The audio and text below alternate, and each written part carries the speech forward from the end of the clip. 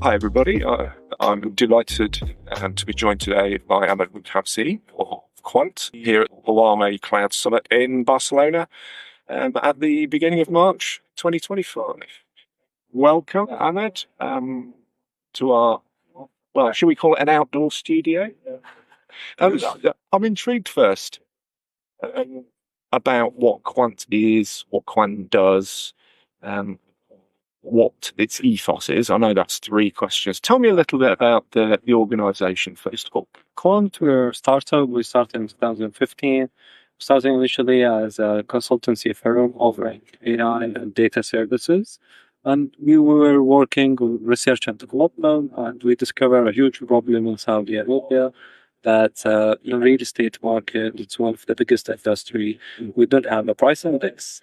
People trade billion riyal of transaction without a proper price index. I would say sophisticated real estate data available for real estate investor or for completer who's looking for buying. So we decided we need to solve this problem. Let's collect data from open data sources, from space, from multiple sources, and we aggregate that data to have a proper pricing and democratize it for all users.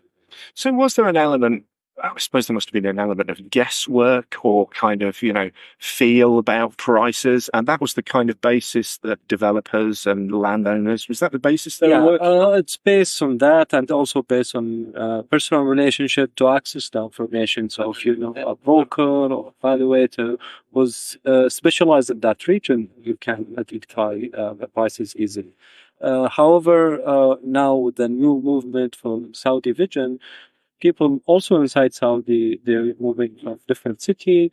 And for me, for example, I was based in Eastern region. I moved to the capital and tried to rent a new home. I was receiving multiple different prices with a crazy variance. And it was a personal problem also for me.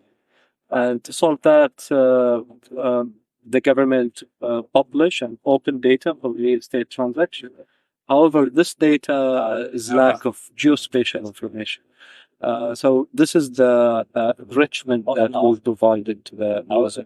So we utilize that information and we link it to the geospatial data. And also we use the satellite imagery and we build computer vision AI to analyze the building and give us a status for structures during the transaction. So it was a data amalgamation project, or at least a good word, buzzword for you, a data enrichment project. Yeah, initially it started like that. And then we worked on terms of democratization and distribution of these data. So initially we started selling the data back to the government, and that was rewarded financially. However, we could monetize it even from selling it to the real estate developer or retailers who are the customer for the real estate developer. And to individual or I would say real estate investors. In Saudi, it's very common any person as an individual invest in real estate more than stocks.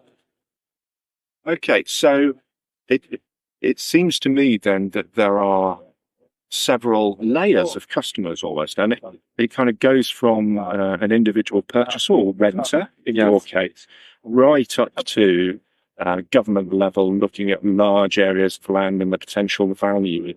If there was an ideal customer of yours, can you describe that organization, entity, or person? Or is it all those people and organizations that you've mentioned? Yeah. So I would say real estate fund, they have multiple use cases with us because they are portfolio manager and at the same time they manage projects. So they need pricing strategy and they need to understand the competitor landscape to know all projects that happen in the same time. Especially Saudi now, where most construction in the world is happening in Saudi. We're building a new city, new villages, and new car parks.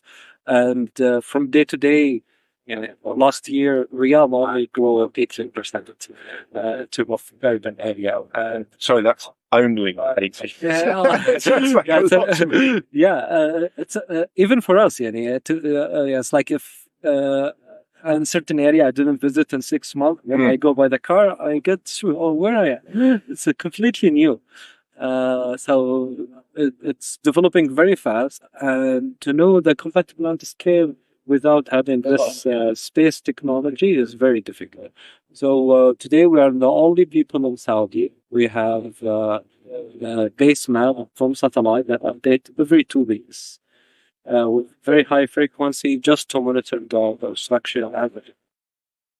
Okay, let's talk now about Huawei and the Huawei Cloud and the services that Quant are making best use of.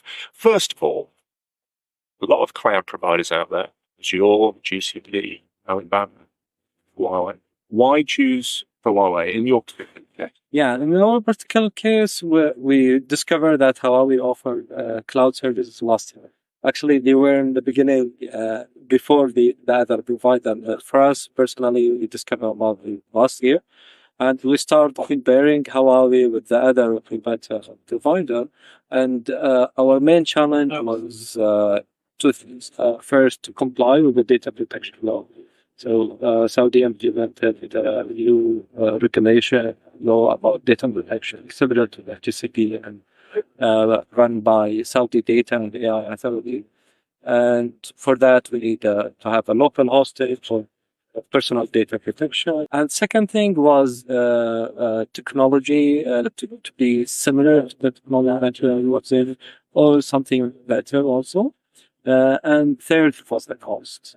For us, we were increasing the data size with the huge data from satellite imagery, and we start developing our own base map to be a technology distributor for all other delivery or logistics app provider who would like to use our base map.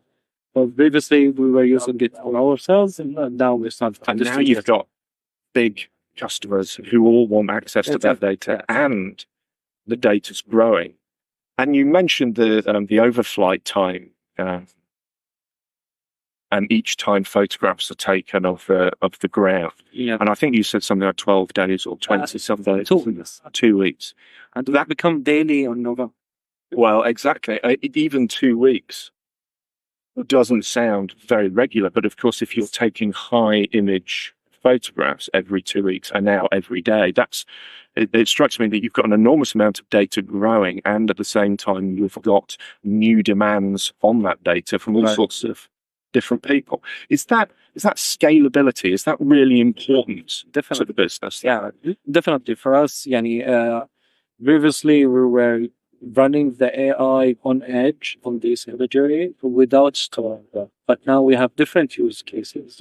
So we need to store the data, and after processing, we need to store the processed data, and it's like the same image we save it 6 times after enrichment or pixelization, and that's huge in terms of cost. And we didn't expect it in the beginning. Like we thought it's the same similar cost we're running from month to month, but suddenly we jumped in terms of cost and utilization. And Huawei, in terms of infrastructure, and we start testing it in terms of latency, especially. Because we're streaming high volume data, and we would like the basic individual who's using our mobile application to feel seamless and start navigating in the map, and that was the promise from the beginning. But every day when we are launching a new feature with a new data layer, it's slowing down. Can you tell us a bit more about that and the way that your business ideals align with that?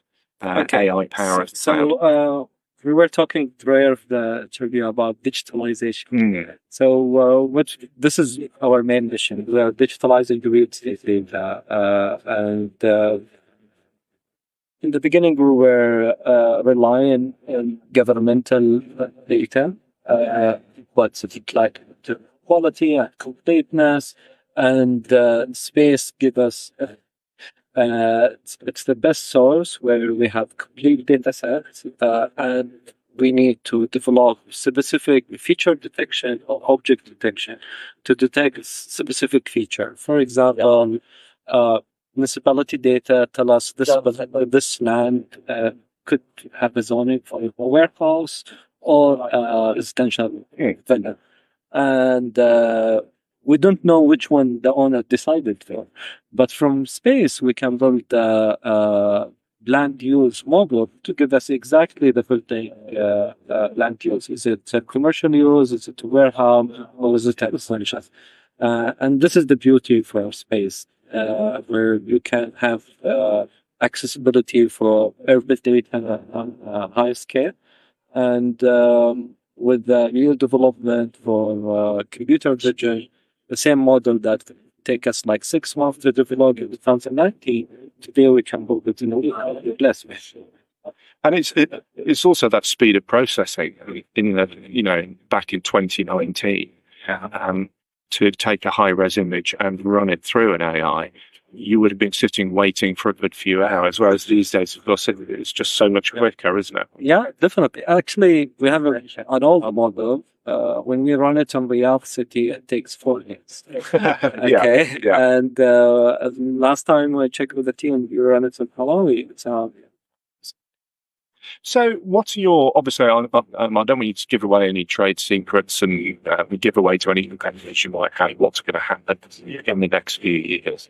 But what are your plans, especially technologically, for the next few years? And the reason why I stress the technology side of it is I'm a bit of a geek, and that's really what I'm interested in. So in terms of technology, next few years, Quant. Yeah. No, we're working now with digitalization for processes. Today, from our app, you can own a property fully digital with less than 15 minutes.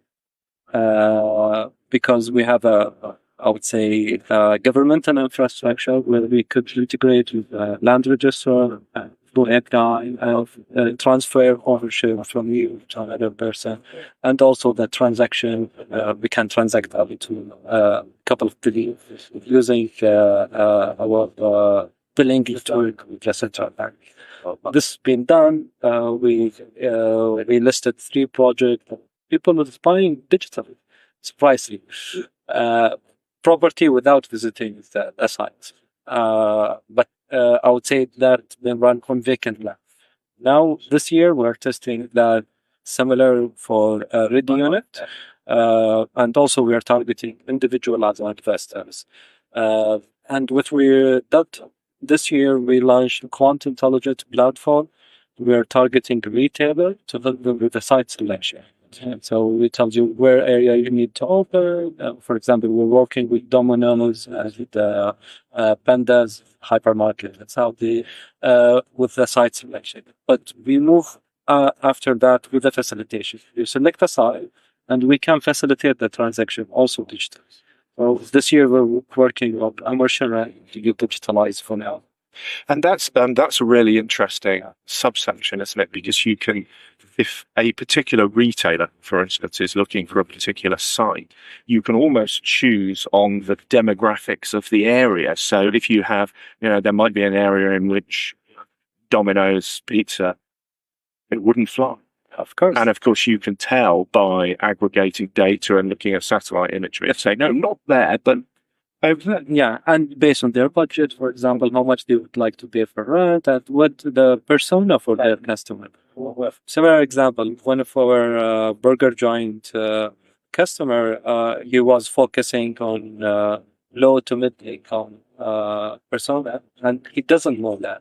So when they expanded to high spending purchase for communities, they lost big time. And we told them the data is showing that your customer is not at that area. Go target your customer. They are in the other area. Here you don't have an outlet. Go on open there. And they took that advice and they meet their sales target. And the beauty here is not about only the insight, it's about executing the insight, which is very difficult when you talk with any retailers. Because real estate developer is difficult to negotiate with. Is also to secure a site and having understanding about the vacancy for the units was also a challenge. So what we did here, because we're serving both sides, the developer is my customer, and also the retailer is our customer. And when we go and negotiate on the retailer behalf, we know how much the developer is charging the other location. So we have leverage to term for negotiation. However, we're trying to do this now digitally, and this is a challenge. Previously, it's been done through bidding or different negotiations around, I would say, and now we're trying to digitalize that. And what's new is happening in Saudi Arabia that we're opening our real estate market for foreign investors. Yeah. So we wish to see you in Saudi to see how's the return for real estate. We don't talk about 5 or 3% growth. We're talking about multiplier, similar to Bitcoin. Yeah, and of course, foreign investors then will be able to buy property or land. Yeah, they need just with a touch of a button. Yeah, and they need data for that. Yeah, they need to know where high the growth area, how much the spending in that area before making a decision. And we would be the source. Brilliant. We'll leave it there. That was all about Quant. I hope you learned as much as I did. Ahmed and I are going to carry on chatting inside now because there's a lot more to talk about, but we've run out of time. Ahmed, thanks ever so much for joining us. Thank you. Enjoy that too.